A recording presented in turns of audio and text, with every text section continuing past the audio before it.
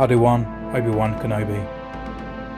Like all Jedi of his era, Obi Wan Kenobi was raised in the Jedi Temple from a very young age. He first underwent training with Yoda before being assigned to Jedi Master Qui-Gon Jinn in his teens. Hello there, and welcome to another Centurion's Corner, and today we're reviewing Obi Wan Kenobi Padawan. Now, I've been looking forward to this guy for quite some time, and also he finishes off my collection of Obi Wan Kenobis, which is absolutely great. Now, I got this guy from Star Action Figures, and he cost $19.99, which is the standard price. I can imagine him going up in price really, because he seems to be getting a bit harder to get.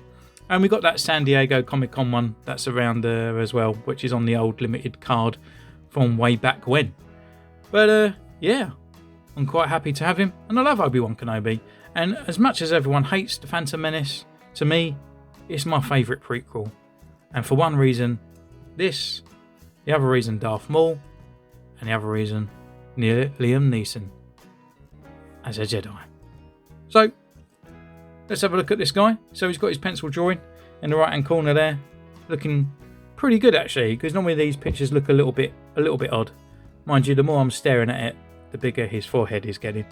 But yeah, and there he is in his window. We've got his lightsaber and the episode 1 Obi-Wan Kenobi lightsaber. This side of the box we've got Obi-Wan written in the black and Obi-Wan Padawan. Here's number 85. Let's bring that down. And on the back of the box we have that picture again of the bio. So, without further ado, let's crack this bad boy open.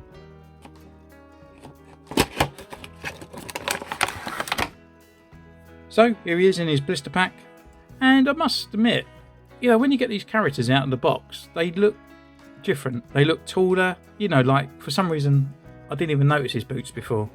It's just me not looking at the figure properly, but yeah, I mean, it looks great. So what we do, we just grab him out, have a little feel, and then take him off for some pictures, and then do a review.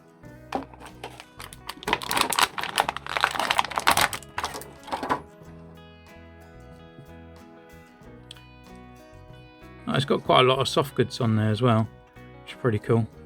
And he has got that butterfly kind of grip on there.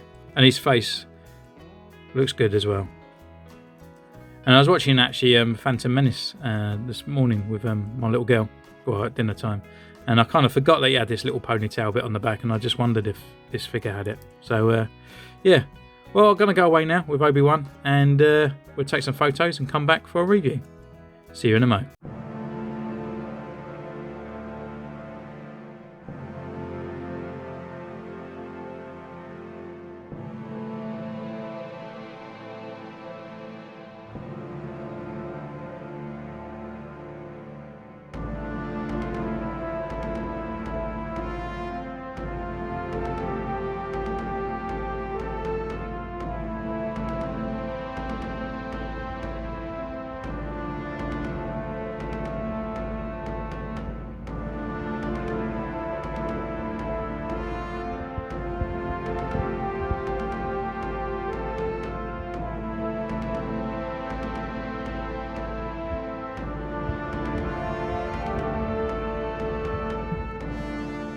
Hello, and welcome back.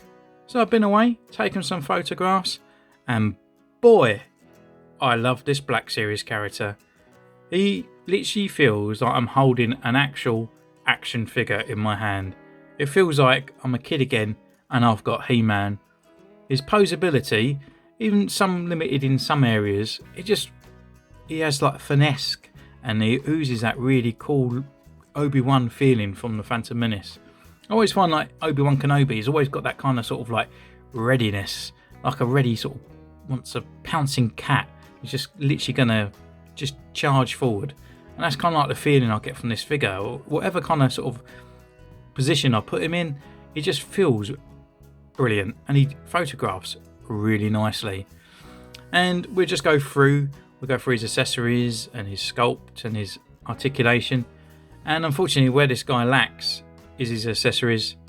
If you got the San Diego Comic Con exclusive, it did come with an extra 2 hands, and One was kind of like a two-fingered pointy hand that Obi-Wan has. He doesn't actually do it with this disguise character, but he does it with episode 3 and stuff. And I think there's a palm.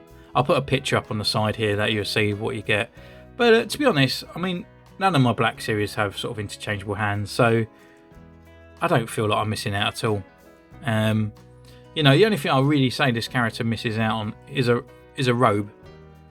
Like Mace Windu comes with one. You know, the old Obi-Wan comes with a robe. So why can't this guy?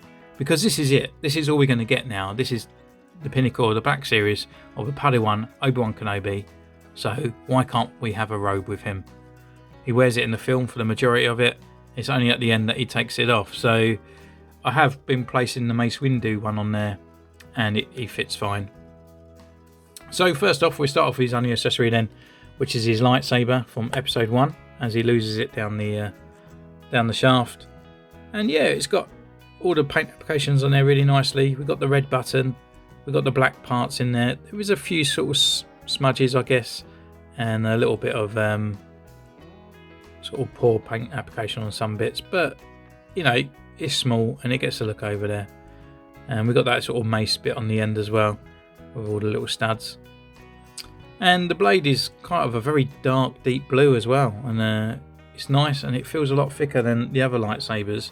So just comparing, this is a lightsaber from old Obi Wan Kenobi, which in my opinion is the better one out of all the Obi-Wans that's come out. So you can see the thinness on there, and it's a lot paler blue. And it also has a removable blade, and it's that horrible kind of one I hate feeling, but it's just that little nub part there that you can just push in back into the lightsaber. And yeah, I don't like those ones where it's just very thin on the lightsaber, because this is quite firm and this is firm, and it just feels like you're going against what it's made to do, to be honest. He has got a belt clip on his belt that we can actually put this little nub part on here, and that'll fit just nicely on his belt. Unfortunately, it's not too deep, so it does fall off quite a bit, so ideally it's not the place to put it. And while he's here, then we'll go through his articulation, and this is where the character really comes to life. Just he photographs, you know, it's very finesse. It's just, oh yeah, I love posing this guy. It was awesome. So yeah, he can look left, he can look right. He's a little bit limited on his head. He can't really look up much. He can look down a little bit, and he's got that kind of sort of doubled neck in there. So he's got the join up here and inside his robe. At the shoulder, you can go up. He's got a rotation.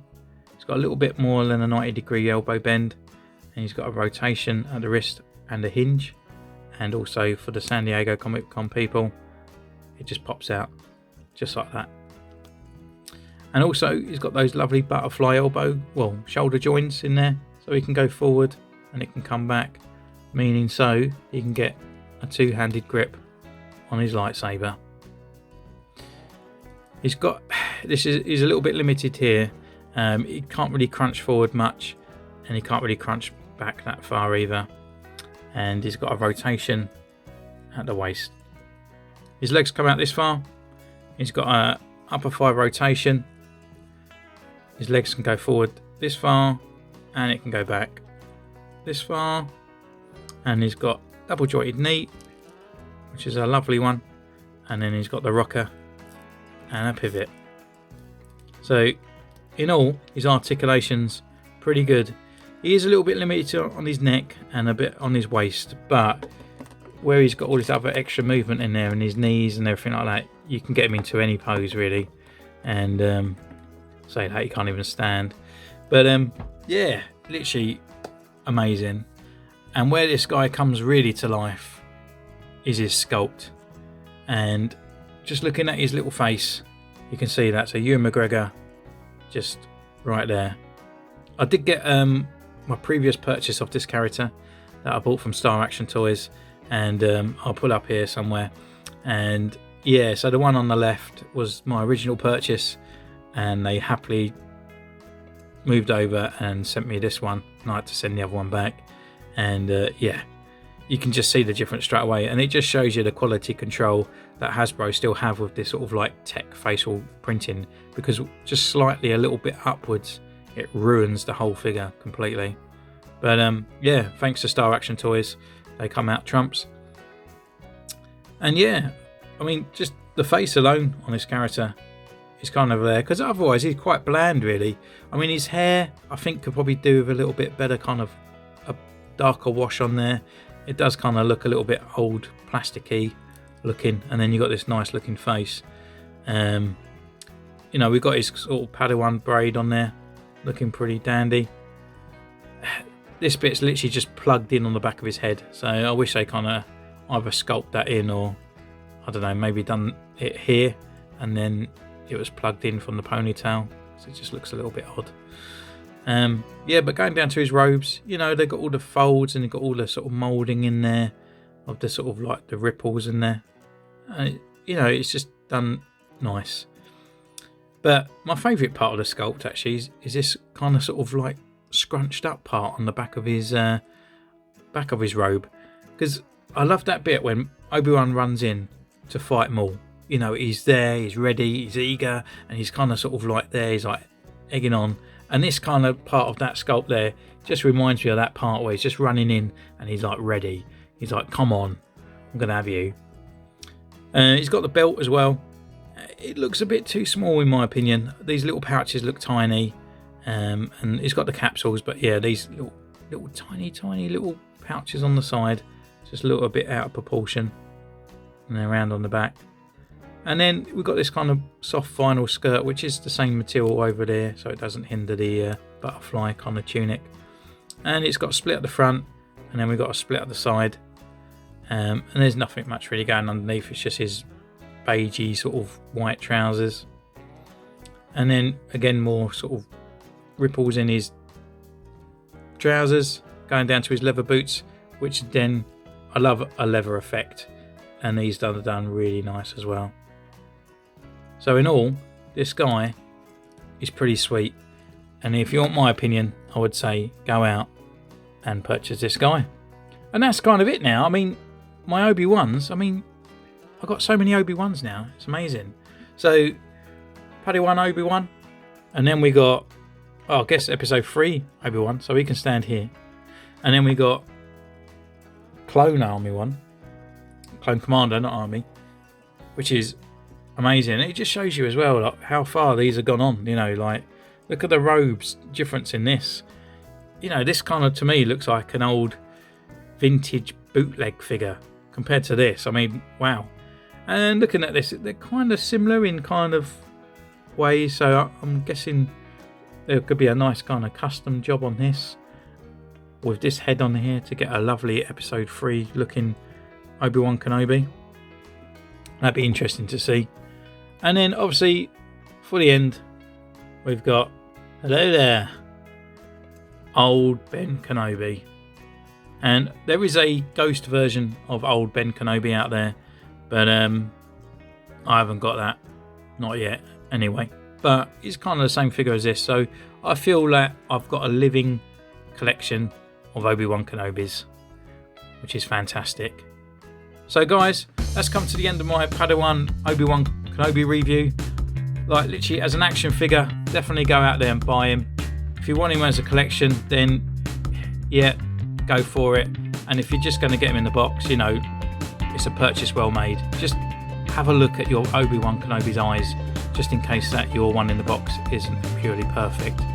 So guys, thanks again. Thank you for joining. You can comment down below, ding the bell, subscribe, follow me on Instagram in the description below, and I'll see you next time. Master! What? He was right about one thing. The review was short. Oh, shut up!